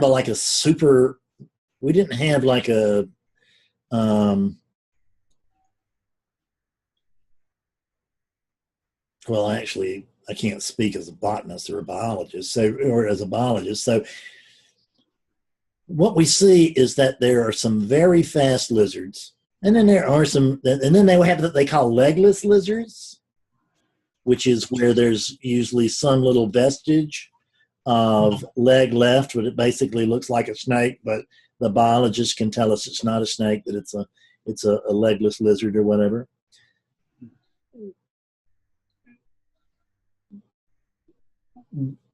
With genuine evolution, there's no semblance of the leg left. What the leg will be noticed by the unit, not because of its presence, but it will be noticed because of its absence. I will go to be angry and think I am an angry. I think I am a legless lizard, and that I have still got vestiges of this anger that this person left at me, and they show up, and I got nothing to go on. I got no gas at all. There's nowhere to go there, and it's just like because I'm a snake. I'm not a legless lizard. It's gone. It's gone. Even the vestige of that. There's a slight memory of my ancestor having been a snake. I mean, I may be pushing this thing too far, but hopefully you get the idea. Yeah? Never heard that before. So but these patterns, I mean, you look at what your DNA has, to again step off into the wild blue scientific yonder, which I know so little, but I'm so fond of. But what is DNA? DNA is it's patterns, and your DNA has one job only, and that's to see that. Well, it has two jobs. It's to see that this biology survives. That's what. There's this one job. It's to see that on the one level, it's to see that it's fed and taken and sheltered, protected, and on the other is to see that it procreates, so that this biology survives as it projects itself into the quote future. So and what happens with DNA is that it evolves. The helpful stuff is enhanced. The unhelpful stuff is replaced. Maybe not right away, but it will be dropped. And once it's really been dropped, it's just a matter of time before it goes from being a lizard to a legless lizard to a snake, where that's completely dropped. But those patterns, they change. To get back to guilt, shame, blame, those patterns change usually one at a time, and they change only through the light of attention. That's your indirect control on the dream. There's tremendous power to attention. I'm wanting to write something on it. I just can't. I just can't get the words. But it's clear to me that there's tremendous power in attention. And I have always said, you'll find it in Beyond Recovery, I think. You'll find probably, what in the hell was I going to say? There was something in, I don't know. You know what it was. I'm going to drop that where it is, because I have no choice. I have no idea what's going on. I'm not actually don't have Alzheimer's. That's just the way it works over here. Well, actually, I remember from Beyond Recovery, your emphasis about picking one pattern, putting it on one page, as opposed to, coming up with a whole list of shortcomings, and just yes. Where the bank robber wakes up and he says, "My God, I've been robbing banks for a living. I can't do this anymore. Thank God I can still shoplift." That's where I'm seeing the larger thing but the subtle thing is what I'm missing. So, and as we grow more and more awake, the more shoplifting we see, but the less often we rob banks. John.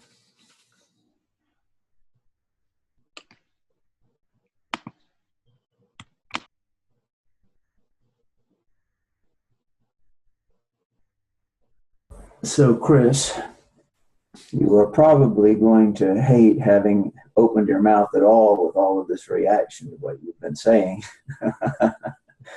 But what you described is something that I feel quite familiar with, because it sounds like anxiety to me, you know, the distraction that you want, the you know, your hatred of the time that you spend meditating and so forth.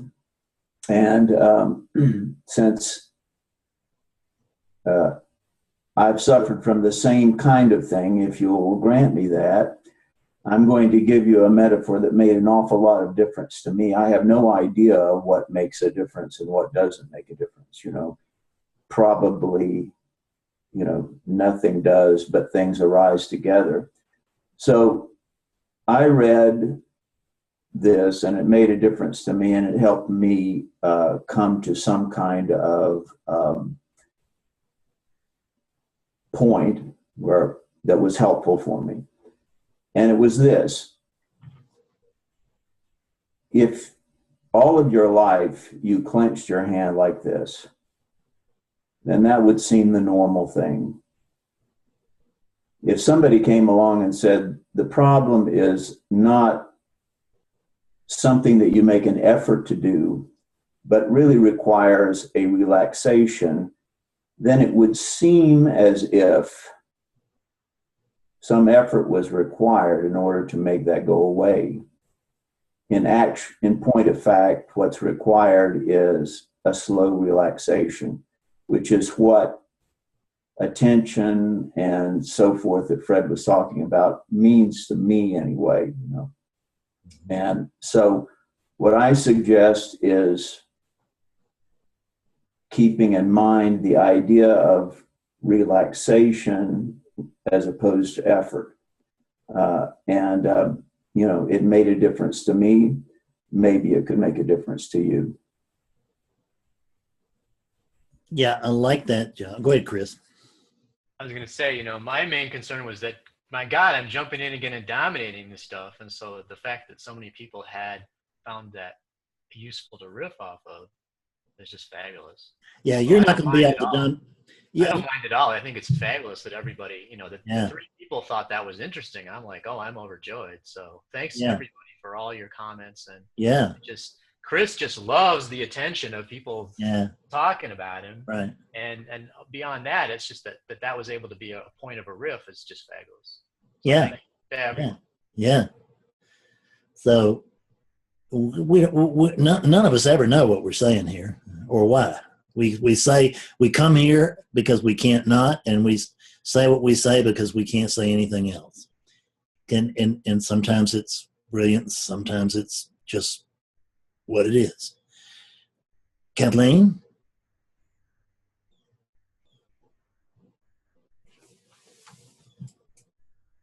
I'm going to unmute you. I got you. Go ahead. Okay.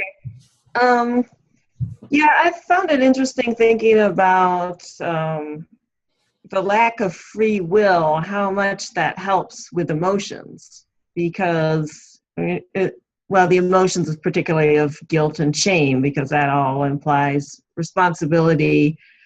And I know last time that we were speaking, I was talking about how, looking back on the past, I can see it's like, wow, there was no free will at all. And I was thinking, you know, if only I'd known then what I know now, I'd like to transplant this consciousness back then. I wouldn't have made so many mistakes. But that wasn't meant to be. So I can really see I was clueless and lost in the past to the extent I was. So I made a lot of mistakes.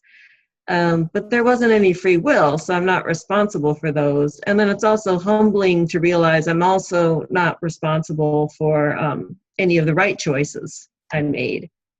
And it's nice that I can see that in the past, and that helps letting go of a lot of shame and guilt that's generated from the past. And it's a little harder to bring it into the future, because wherever state I've always been in, I'm like, okay, now I know it all. So now, you know, in the past I had no free will, but now I know better and I do. But since the past can teach, if I never had any free will in the past, I'm sure I don't now.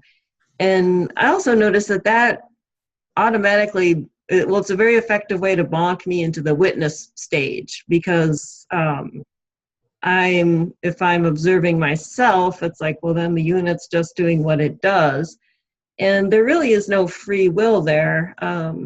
And so I can let go of a lot of judgment, and it doesn't affect how I act, because I know as I go along in life, I try to act better and better. Not acting in accordance with conscience has its consequences. So you still want to do the right thing just because it's more skillful, and you get better results and you feel better. Or sometimes you still want to do the right thing because those impulses are there and it happens anyway, and then you're willing to take the consequences of it. But yeah, that's just, that's helpful to at least get rid of the secondary emotions of judging the emotions that come up, is just to really remember that there is no free will here, at least not from Kathleen. Maybe oneness has some free will, but the character's not in control at all. So, and the way to maintain sanity within with the knowledge and the as the sense of no free will begins to go, begins to settle in, the way to stay sane is that we still live our lives as if we do. Right. That's the whole point, and that keeps you.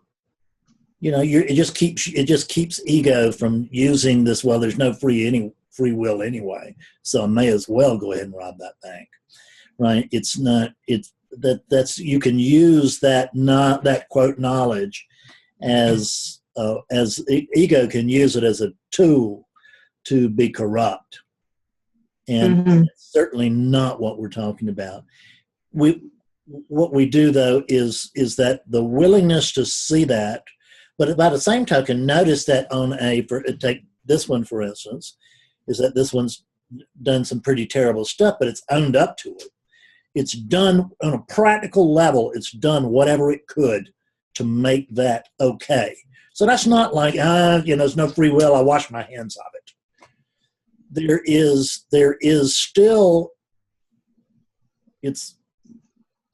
is a connection between that and this physical unit. The buck stops somewhere, and in my book it stops here. That doesn't mean that I have to own it. It doesn't mean that it doesn't mean that Fred needs to punish himself. But this thing, but I don't see. We don't know what's possible.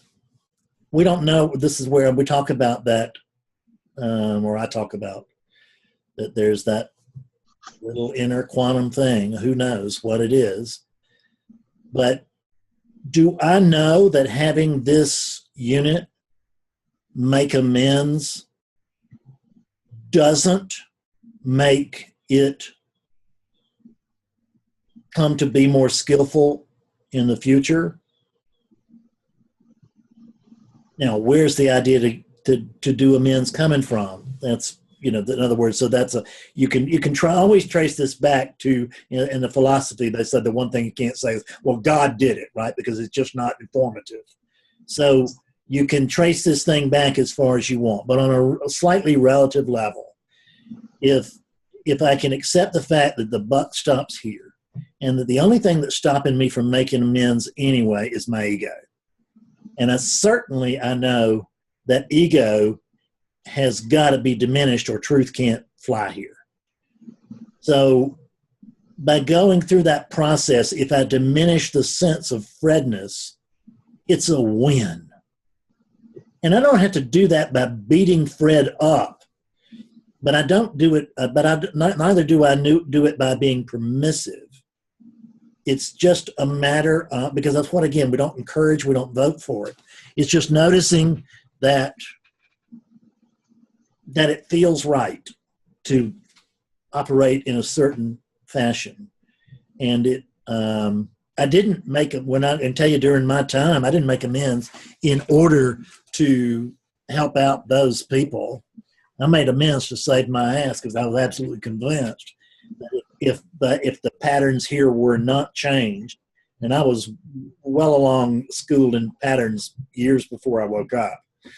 I told Betsy years before I woke up, if I ever wake up, that, as it said, the Fred unit, if I ever do wake up, we're going to find out that it's all about patterns and that this plays a big role. That's what I told her. And I knew that years before awakening occurred. So this recognizing patterns and being able to work with them in a relative way. Who's doing that? I don't care. You get that? I just don't care. That's, I don't have to have an absolute explanation to do the right thing. I don't. And it may not even be the right thing. It's only Fred's opinion. Like Kathleen was talking about, you said you were talking about that you made a lot of mistakes in the past. That's just Kathleen's opinion. In Awakeness's opinion, everything just went perfectly at every moment. Because there are no mistakes here. We can't get that. We don't have to. We don't have to. Just, you can get to where you're led by that inner pull. This feels right and this doesn't. I don't need to explain it. I don't need to be able to stand on a mountain. And I don't, as many times here, I'll tell you, I can't tell you why this works. I can just tell you that it does. That's my job, is to present things to you that work. And we get off into some philosophy sometimes, but I typically will try to bring it back to a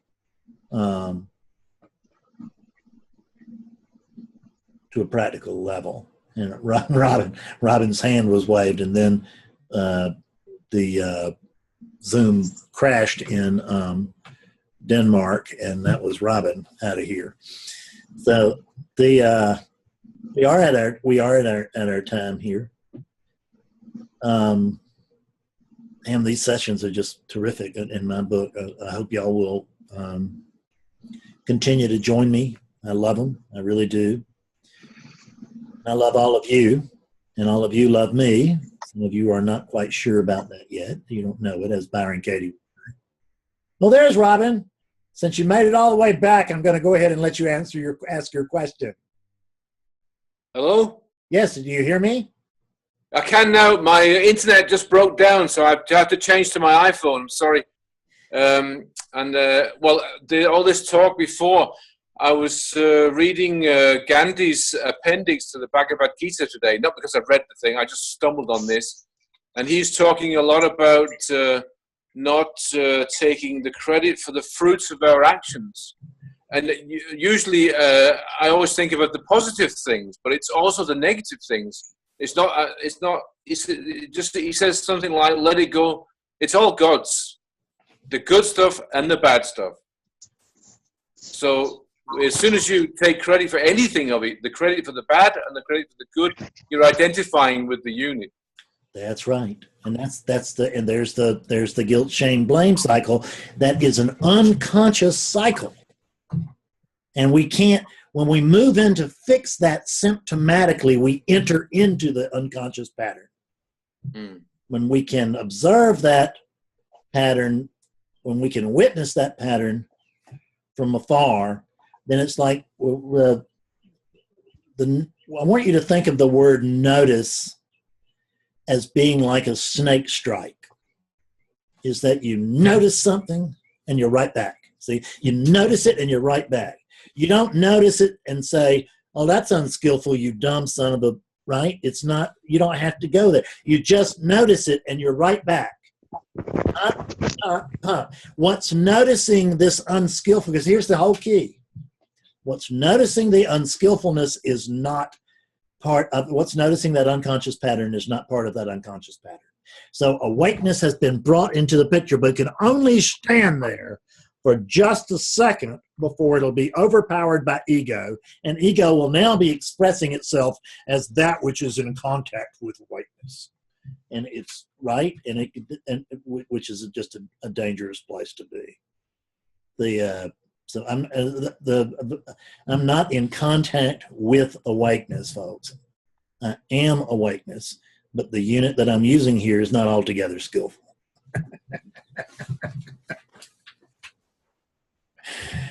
Okay, thanks. You bet. See you all next. Well, no, I won't see you next week, but I'll see you the week after. I'll send you about an email about the June Satsangs here shortly. Thank you all also very much. Great day. Bye-bye. Okay, thank you. Thank you.